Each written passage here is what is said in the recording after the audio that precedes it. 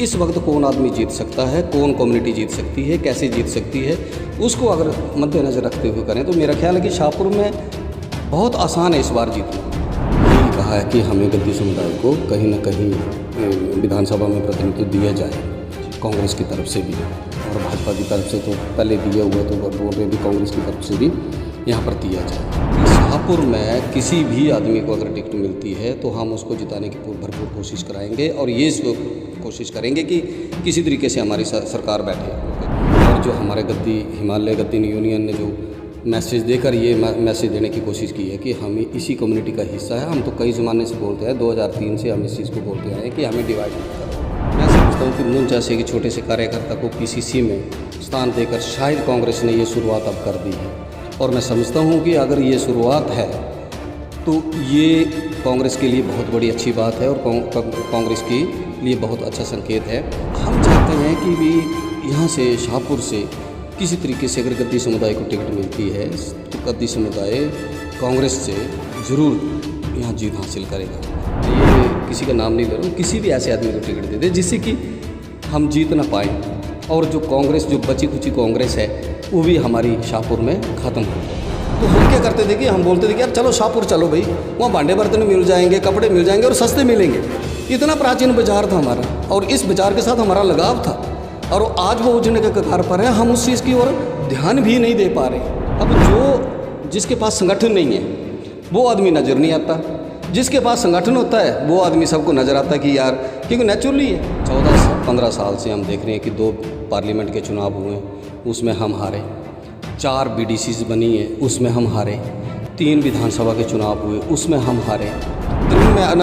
Beed gliding में देखा आपने कि कितने बड़ी कैजुअलिटीज़ हो चुकी हैं, पर धर्मशाला ये जो त्रिउंड में कोई ऐसी कैजुअलिटी का कोई भी चांस नहीं है, क्योंकि पूरा ओपन स्पेस है आगे, जिसमें कहीं भी कोई संभावना नहीं है।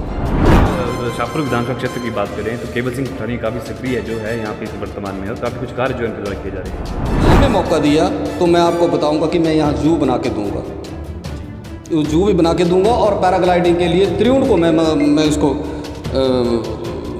इसको टूरिस्ट पॉइंट जो है इसको किसी भी तरीके से डेवलप करने की पूरी कोशिश करूँगा।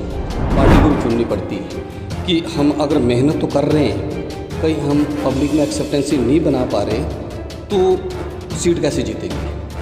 उसके लिए हमें पब्लिक में एक्सेप्टेंसी बनानी होगी, और मेहनत हर कोई करता है। कांग्रेस पार्टी 2 गुटों में बढ़ गई है, टीम ए और टीम बी में जो है कांग्रेस पार्टी को गिना जा रहा है शाहपुर विधानसभा क्षेत्र में। तो आपको क्या लगता है कि इस प्रकार से अगर रहा तो आगामी चुनावों में क्या कुछ प्रभाव जो है पड़ सकता है? उसके सेंट्रल यूनिवर्सिटी खोलने की बात आई, जब उनके पास इंफ्रास्ट्रक्चर बनने लगा तो उन्होंने देरा में शिफ्ट कर दिया।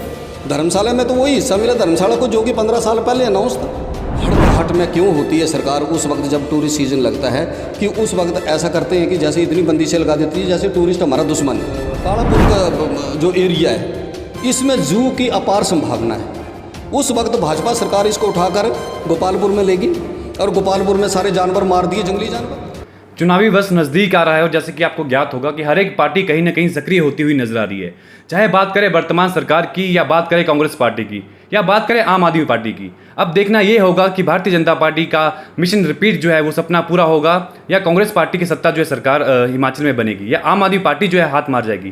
पर फिलहाल अगर हमारे साथ मौजूद है मनोज ठाकुर जी, कुछ बातचीत इनसे करेंगे, क्योंकि आज जो है गद्दी समुदाय द्वारा एक प्रेस वार्ता की गई थी और उसको लेकर कई कुछ खुलासे जो थे उस प्रेस वार्ता में किए गए थे। तो कुछ बातचीत मनोज ठाकुर जी से करना चाहेंगे। ACC का सचिव भी इनको बनाया गया कांग्रेस पार्टी का, तो कुछ बातचीत इनसे करते हैं किस प्रकार से इस पूरे समुदाय, गद्दी समुदाय को लेकर क्या कुछ जो है इनका कहना है। सर, सबसे पहले स्वागत आपका बात चलते। बहुत बहुत धन्यवाद। मैं आपको बहुत आभार व्यक्त करता हूं कि आपने मुझे अपने चैनल में हिम TV एक्सप्रेस में मुझे बोलने का मौका दिया। जी सर, आज एक प्रेस वार्ता का आयोजन किया गया था जिसमें आप भी मौजूद थे, तो क्या कुछ अहम मुद्दे जो थे उस प्रेस वार्ता में रहे हैं और क्या कुछ कहना चाहेंगे इसको लेकर? प्रेस वार्ता में जो हमारे ज्ञान ठाकुर जी हैं, जो रिटायर्ड HAS हैं, उन्होंने ये कहा कि क्यों ना हमें गद्दी कम्युनिटी इकट्ठा होकर ये एक प्रेस वार्ता करें, और अपने अब लोकतांत्रिक तरीके में तो एक ये चीज़ है कि जब ये चुनाव आते हैं तो चुनावों के वक्त किस तरीके से हमारे लोगों को टिकट दी जाए जी।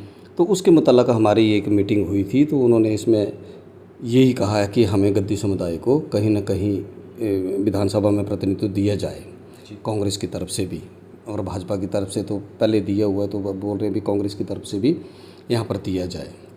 तो इसके लिए हमारी बड़ी ये बहुत अच्छी सोच थी इनकी कि भी हम इतनी तादाद में हैं, शाहपुर में हम अधिकतर तादाद में हैं, जिसके हमने वो आंकड़े निकाले और जो हमारे हिमालय गद्दी यूनियन ने जो मैसेज देकर ये मैसेज देने की कोशिश की है कि हम इसी कम्युनिटी का हिस्सा है। हम तो कई ज़माने से बोलते हैं, 2003 से हम इस चीज़ को बोलते आए हैं कि हमें डिवाइड मत करो और हम इसी कम्युनिटी के, ये हमारी कम्युनिटी इकट्ठी है।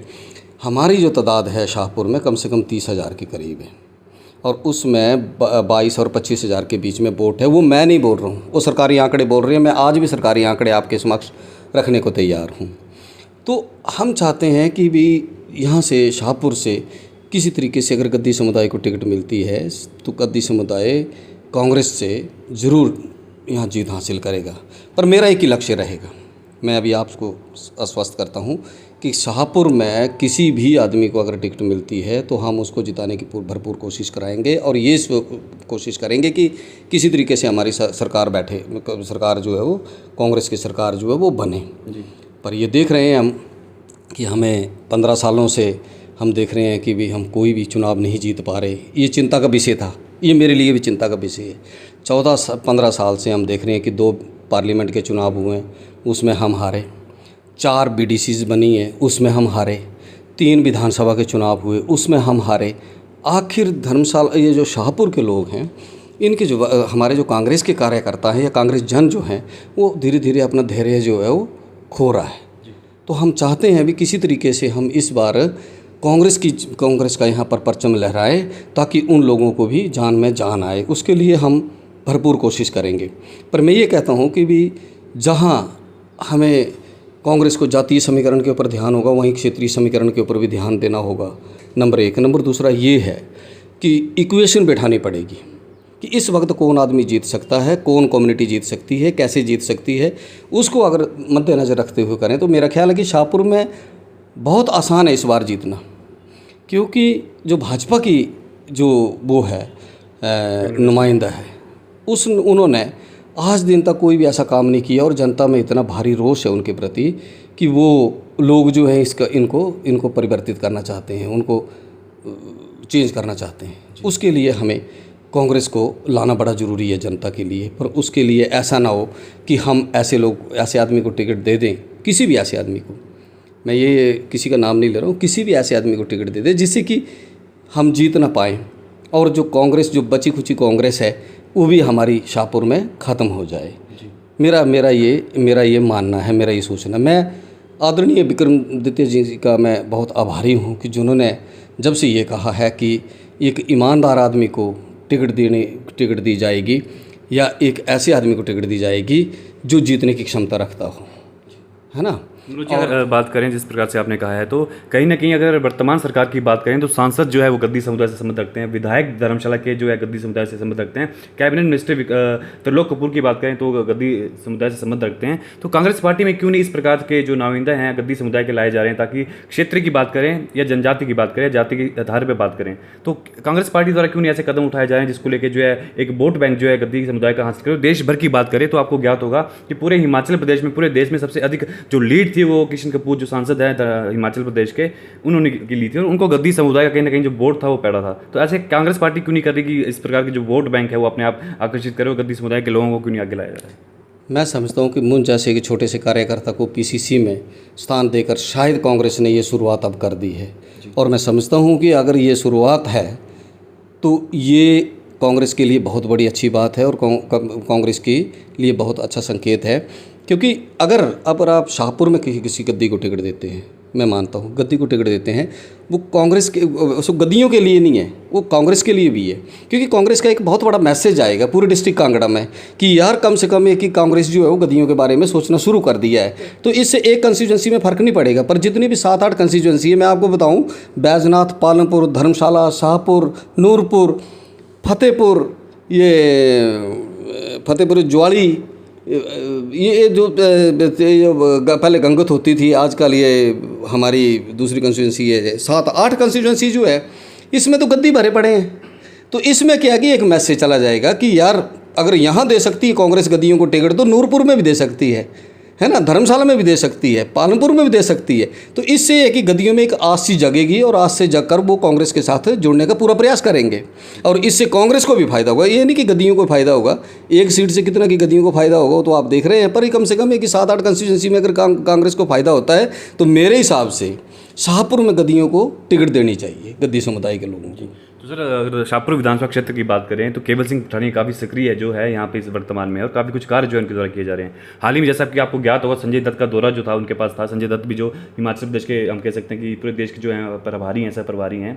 तो इसके अलावा विभिन्न दौरे जो हैं उनके द्वारा किए गए थे, कांग्रेस पार्टी के कार्यकर्ताओं द्वारा भी किए गए थे। तो केवल सिंह पठानिया का ये कहना है कि सीधे तौर पर जो सीट है उनको ही दी जाएगी। तो इसको लेकर कहेंगे आप? इसमें मैं ये समझता हूँ ना कि 2 चीज़ें हमारे बड़ी ज़रूरी होती है, एक पब्लिक में मेहनत करना, एक पब्लिक में एक्सेप्टेंसी। 2 में से एक चीज़ तो पब्लिक को चुननी पड़ती है और उसमें से पब्लिक को क्या पार्टी को भी चुननी पड़ती है कि हम अगर मेहनत तो कर रहे हैं, कहीं हम पब्लिक में एक्सेप्टेंसी नहीं बना पा रहे तो सीट कैसे जीतेंगे। उसके लिए हमें पब्लिक में एक्सेप्टेंसी बनानी होगी और मेहनत हर कोई करता है, ऐसा नहीं है। कुछ हम संगठन के थ्रू करते हैं, कुछ हम जो है जैसे हमारा अपने वजूद को लेकर हम जो है जनता के बीच में जाकर हम अपनी क्या बोलते हैं मेहनत करते हैं। अब जिसके पास संगठन नहीं है वो आदमी नज़र नहीं आता, जिसके पास संगठन होता है वो आदमी सबको नज़र आता है कि यार, क्योंकि नेचुरली है संगठन में क्या नहीं है, एक पेरेंट बॉडी है, महिला विंग है, यूथ विंग है, SC विंग है, ST विंग है ना, OBC विंग है, कितने विंग्स बनाए हुए हैं और सभी को अगर आपने प्रतिनिधित्व दिया है तो कम से कम 15-15, 20-20, 30-30 आदमी अगर आपने एक विंग में रखे हैं तो कम से कम 200-400 आदमी तो एट ए टाइम हो जाते हैं। अगर 200-400 आदमी, उन 200-400 आदमी को हम अपना मान के चलें कि ये हमारे हैं ना, यही कांग्रेस है, ये ठीक है कि हमें गर्व होता है कि वो कांग्रेस तो है, पर ये है कि हम उनके साथ बाकी लोगों को कितना जोड़ पा रहे हैं। उनके साथ अगर हम अधिकतर लोगों को जोड़ पाएंगे तभी हम समझेंगे कि हम कांग्रेस के लिए काम कर रहे हैं। कहीं ऐसा तो नहीं कि हम उन लोगों को 200-400 आदमी को इकट्ठा करके हम जनता को मैसेज दे रहे हैं कि हमारे साथ तो इतने लोग हैं। मैं समझता हूँ वो हमारा फिर एक भ्रम होगा। तो चुनावी वर्ष है, कहीं ना कहीं ये भी बात भी सामने आई है कि जो कांग्रेस पार्टी है 2 गुटों में बढ़ गई है। टीम ए और टीम बी में जो है कांग्रेस पार्टी को गिना जा रहा है शाहपुर विधानसभा क्षेत्र में। तो आपको क्या लगता है कि इस प्रकार से अगर रहा तो आगामी चुनावों में क्या कुछ प्रभाव जो है पड़ सकता है? क्योंकि कहीं ना कहीं आम आदमी पार्टी भी शाहपुर में बेहद ही सक्रिय होती हुई नजर आ रही है और बीजेपी पार्टी इस समय वर्तमान में सरकार में, शाहपुर का ही एक प्रतिनिधित्व जो है कैबिनेट मिनिस्टर भी रहे हैं वो सरवीन चौधरी की बात करें तो क्या लगता है कि इस प्रकार से गुटबाजी रहेगी टीम ए टीम बी में, अगर पार्टी डिवाइड होगी तो किस प्रकार से प्रभाव जो चुनाव में पड़ेगा उसका? ये मैं समझता हूँ कि ये लोगों का एक प्रोपागंडा है, ये भाजपा का प्रोपागंडा है। हमारी कोई AB टीम नहीं है। AB टीम कुछ भी बोले, वो बोलने वाले बोलते रहे, पर जो कांग्रेस के लॉयल हैं वो कांग्रेस के लॉयल ही हैं। वो चाहे टिकट किसी को भी मिले वो उसके साथ चलेंगे। और इस बार हम शाहपुर से कांग्रेस की सीट जीत कर कांग्रेस की झोली में डालेंगे। जी, अगर आपको जो है सीट दे दी जाती है मान लो विधायक के लिए, तो किस प्रकार से आप उस सीट का प्रतिनिधित्व करेंगे और कौन कौन से अहम मुद्दे जो हैं आप कह रहेंगे जिसका सोल्यूशन जो है सबसे पहले किया जाए? मुझे बड़ा अफसोस होता है कि जो पिछले नुमाइंदे रहे हैं उन्होंने हर बार यही बात करी है कि भाई हम लोगों ने विकास किया। मैं उन लोगों से ये पूछना चाहता हूँ कि आपने किसानों के लिए क्या किया, बागवानों के लिए क्या किया, व्यापारियों के लिए क्या किया, नौजवानों के लिए क्या किया, बेरोज़गारों के लिए क्या किया? आपने विकास किया होगा पर वहीं विकास किया है जहाँ आपको कमीशनें मिलती रही हैं आज दिन तक, वहाँ आप लोगों ने विकास किया है। आपने किसान जो है वो आज भी प्राचीन ढर्रे पे चला हुआ है। बागवानों को हम कोई नई टेक्निक नहीं दे पाए जिससे कि वो बागवान जो है वो अपनी आर्थिक स्थिति को मजबूत करे। रही हम व्यापारियों की बात, हमारे पास एक ऐसी सेंट्रल यूनिवर्सिटी थी। सेंट्रल यूनिवर्सिटी का विंग जब एक जो यहाँ पर खोली गई थी उस वक्त खोली गई थी। मैं बोलता हूँ कि सेंट्रल यूनिवर्सिटी को शाहपुर का धन्यवाद ही होना चाहिए कि वो तो उस वक्त खोली गई थी कि जब उनके पास कोई शेल्टर नहीं थी। उसके बावजूद भी शाहपुर ने उनको शेल्टर दी। और जब उसके सेंट्रल यूनिवर्सिटी खोलने की बात आई, जब उनके पास इंफ्रास्ट्रक्चर बनने लगा तो उन्होंने देरा में शिफ्ट कर दिया। धर्मशाला में तो वही हिस्सा मिला धर्मशाला को जो कि 15 साल पहले अनाउंस था। अगर धर्मशाला को भी अगर 10% बढ़ाया होता हम मानते कि चलो यार कोई बात नहीं है, वो तो बढ़ाया नहीं इन्होंने और सारे का सारा सिस्टम उठाया और देरा ले गए। क्यों नहीं 15 या 20% हम शाहपुर में यहाँ दे पाए? हमारा बड़ा दुर्भाग्य है कि हम आज दिन तक वहाँ पर एक मेमोरेंडम तक सीमित रहे, हम लोग वहाँ पर न्यायालय जाने की धमकी तक सीमित रहे, ना तो हम आज दिन तक कोई आंदोलन कर पाए, ना हम कहीं न्यायालय में जा पाए? क्यों नहीं जा पाए? ये एक बाज़ार है, NH की वजह से ये बाज़ार आज उजड़ने के कगार पर है। हम क्यों थे हम जनप्रतिनिधि? क्या हम वैकल्पिक व्यवस्था नहीं कर पाते?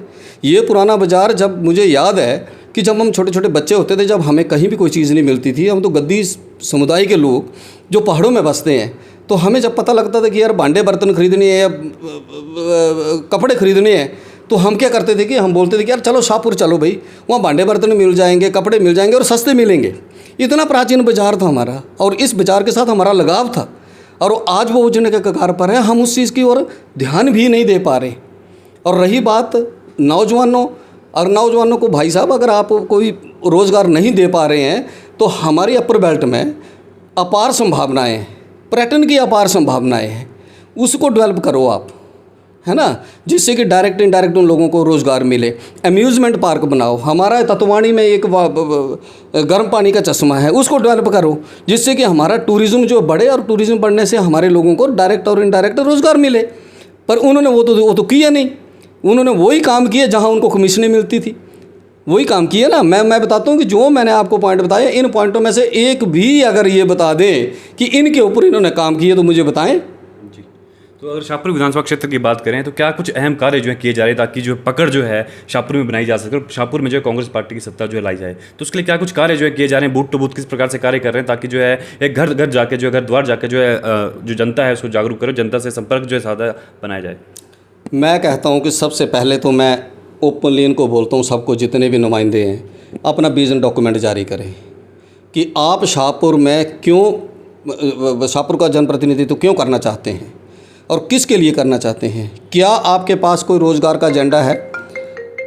क्या आपके पास कोई नौजवानों को आगे ले जाने का, नई दिशा देने का कोई प्रोग्राम है? क्या किसानों को कोई आप नई टेक्नोलॉजी देने के बारे में, या किसान की आर्थिकी को मजबूत करने के लिए आपकी कोई प्लान है? बागवानों के लिए है, या जो व्यापारी वर्ग है जो आज उजड़ने के कगार पर है और आज बेचारे अस्थिरता फैली हुई है, उसके बारे में हम क्या कर पा रहे हैं? जी, अगर सर एक बात करें आपसे तो किस प्रकार से, अगर आपने पर्यटन की बात की है तो धर्मशाला मैक्लोडगंज में किस प्रकार से कार्य किए जा रहे हैं वर्तमान सरकार में? और जहाँ की त्रिउंड ट्रैक की बात करें तो काफ़ी लंबे समय से वो बंद पड़ा है और पर्यटक की दृष्टि से काफ़ी उभरा हुआ से हम कह सकते हैं, और काफ़ी पॉपुलर और लोकप्रिय पूरे देश प्रदेश में है। ऐसे में वो स्थान बंद कर दिया जाता है और कहीं ना कहीं जो है टूरिस्ट और सैलानियाँ जो घूमने के लिए आ रहे हैं उनको काफ़ी आशंका और कह सकते हैं कि काफ़ी रोष और कहीं ना कहीं निराशा भी उनके मन में देखने को मिल रही है। तो क्या लगता है कि आपको किस प्रकार से कार्य करने चाहिए पर्यटक की दृष्टि से ताकि उस स्थान को और उस क्षेत्र को जो है डेवलप किया जा सके? मुझे बड़ा दुख होता है कि ये जो हमारा त्रिउंड एक ऐसा पर्यटक स्थल है जो कि इंटरनेशनल लेवल पे इसकी पहचान है और उसको हम कैश कर सकते हैं। वहाँ से स्लो लाइन बहुत नज़दीक है, उसको हम कैश कर सकते हैं, जिससे हम आप टूरिज़्म को बढ़ावा दे सकते हैं। पर मुझे ये समझ नहीं आती कि सरकार ऐसा क्या कार्य कर रही है, इतनी हड़बड़ाहट में क्यों होती है सरकार उस वक्त जब टूरिस्ट सीज़न लगता है, कि उस वक्त ऐसा करते हैं कि जैसे इतनी बंदिशें लगा देती है जैसे टूरिस्ट हमारा दुश्मन है। क्यों उस वक्त हम ऐसी बंदिश लगाते हैं? क्या हम उनको सुविधा क्यों नहीं उपलब्ध करवा पाते? मैंने देखा वहाँ पर एक पानी का हमारा जो एक सोर्स है, पहले यार उसको साफ़ तरीके से उसको मतलब है कि उसकी प्रोटेक्शन करो आप। उसके बाद वहाँ पर जो ये बोलते हैं हमारे जो टॉयलेट्स हैं, जो किसी शौचालय, जो अस्थाई शौचालय जो उनको बनाया जाए, प्रॉपर तरीके से पानी की व्यवस्था की जाए वहाँ पर, है ना। तो त्रिउंड को तो आप कैश कर सकते हैं। और इतनी खुशी की बात है कि त्रिउंड जैसा इलाका पैराग्लाइडिंग के लिए इंटरनेशनल लेवल पे इसके बराबर कोई भी इलाका नहीं है। भले ही हम भीड़ को मानते हैं, पर भीड़ से मैं त्रिउंड को 100 गुना ज़्यादा अच्छा मानता हूँ। त्रिउंड में भीड़ ग्लाइडिंग में देखा आपने कि कितने भरी कैजुअलिटीज़ हो चुकी हैं, पर धर्मशाला ये जो त्रिउंड है, त्रिउंड में कोई ऐसी कैजुअलिटी का कोई भी चांस नहीं है, क्योंकि पूरा ओपन स्पेस है आगे, जिसमें कहीं भी कोई संभावना नहीं है। अच्छा, मैं आपको एक बात क्लियर कर देता हूँ, और मैं उन लीडरों से पूछूंगा ये बात कि जब मैंने किसी से बात करी, मैंने बोला यार आप लोग त्रिउंड को क्यों नहीं खोल देते, जहाँ से स्लो लाइन नज़दीक है, पैराग्लाइडिंग के लिए इंटरनेशनल लेवल पे इसकी पहचान है और इतना सेफेस्ट प्लेस है पैराग्लाइडिंग के लिए कि शायद इससे बढ़िया सेफेस्ट प्लेस कोई नहीं है। तो मुझे सिक्योरिटी का हवाला दिया गया कि भाई यहाँ दलाई लामा की सिक्योरिटी है, यहाँ इसकी क्या बोलते हैं ये जो आर्मी की सिक्योरिटी है। अरे भाई, जब बीड़ बिलिंग से अगर पैराग्लाइडर उड़ के वो सिंता तक जा सकता है, तो तब आपकी सिक्योरिटी कहाँ जाती है? वो तो दलाई लामा के सिर के ऊपर से होकर जाती है, आर्मी वालों के सिर के ऊपर से होकर जाती है, उनकी सिक्योरिटी कहाँ जाती है? और रही बात आज जो हमने ये जो रज्जू मार्ग लगाया हुआ है धर्मशाला से लेकर मैक्लोडगंज तक, वो डीसी के सिर पर होकर जाती है कमिश्नर के ऊपर से होकर जाती है, डीआईजी के ऊपर से होकर जाती है। हद है यार। उस वक्त सिक्योरिटी का क्या इनकी सिक्योरिटी इतनी ज़रूरत नहीं है? ये जो सिर्फ मतलब है कि एक बहानेबाजी है ना, बहानेबाजी को मैं नहीं समझता हूँ। काम करना है तो प्रैक्टिकली करो। आज हमारा ये जो काला पुल का जो एरिया है, इसमें जू की अपार संभावना है। उस वक्त भाजपा सरकार इसको उठाकर गोपालपुर में लेगी और गोपालपुर में सारे जानवर मार दिए, जंगली जानवर जितने भी थे। और आज ये जो काला पुल का जो एरिया है, इतना सेफेस्ट एरिया था।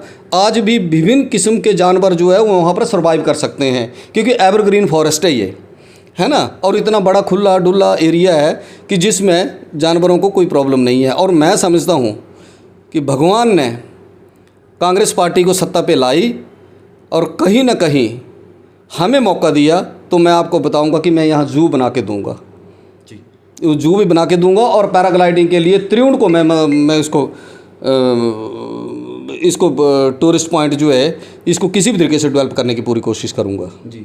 सर, इसके अलावा लास्ट में अंत में यही सवाल रहेगा, क्योंकि कहीं ना कहीं चुनावी वर्ष है, वो तीसरी पार्टी भी उभर के सामने आई हुई है। आम आदमी पार्टी की अगर बात करें तो सक्रिय काफ़ी हिमाचल प्रदेश में है, तो आम आदमी पार्टी को किस तरह देखते हैं आप?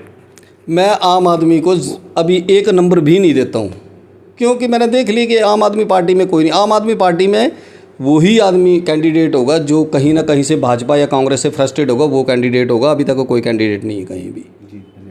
तो ये थे हमारे साथ मनोज ठाकुर जी। कुछ बातचीत इनसे करना चाहिए, आगामी चुनावों को किस प्रकार से जो है इनका विजन है और क्या कुछ जो है कार्य इनके द्वारा शाहपुर विधानसभा क्षेत्र में किए जा रहे हैं, ताकि जो पकड़ है मजबूत है कांग्रेस पार्टी अपनी यहाँ पे बना पाए। फिलहाल के लिए स्ट्रीम को अधिक से अधिक शेयर कीजिएगा, ताकि ये जानकारी प्रदेश के हर एक युवा, हर एक नागरिक तक पहुँच पाए। फिलहाल यानी मुझे अभिषेक पठानी को दीजिए इजाजत। मिलते हैं प्रदेश की ऐसी हर एक छोटी बड़ी खबर के साथ। तब तक के लिए धन्यवाद। जय हिंद, जय भारत।